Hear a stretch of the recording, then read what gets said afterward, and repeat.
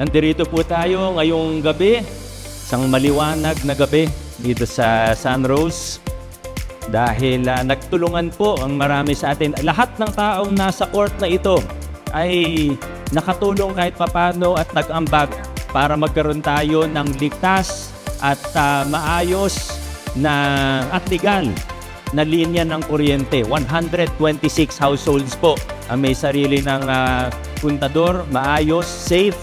Okay, unang-una, magpasalamat kami doon sa LGU, pamuno ni Mayor Vico, din sa Juan Meralco, kasama din po yung barangay.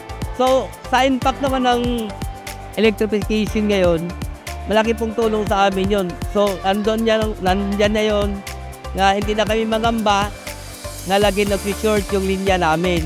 Kasi, since nung wala pa to, halos buwan-buwan kaming nangamba kasi lagi lang siya nag-i-spark, nag-ubot kasi overload.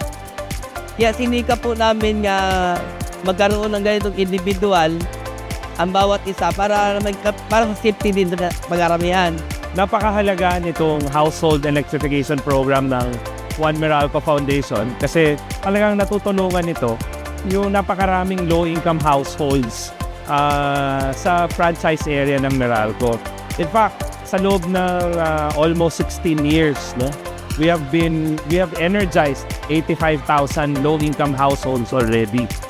Mula dito sa mga urban poor communities na katulad nitong meron sa Pasig at kahit yung mga komunidad in the north, sa Doña Remedios Trinidad sa Bulacan o kaya sa Candelaria, Quezon, napakarami na mga kabahayan at mga pamilya na tulungan natin sa programang ito. Ang recipient natin dito sa about 126 na residents.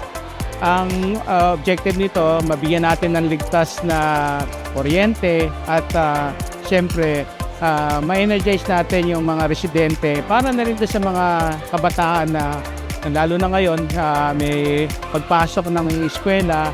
So napaka-importante na ang kuryente sa pagpapahilaw natin is magamit nila para doon sa kanilang mga pag-aaral. Well, being a community worker, alam naman natin na merong mga nag-aaral sa gabi na hindi makapag-aral. Merong mga gusto magnegosyo na siguro kailangan mag-accounting sa gabi, no? Para maiunlad yung buhay nila. So talagang nakatulong to para mas maging progresibo pa ang buhay nila.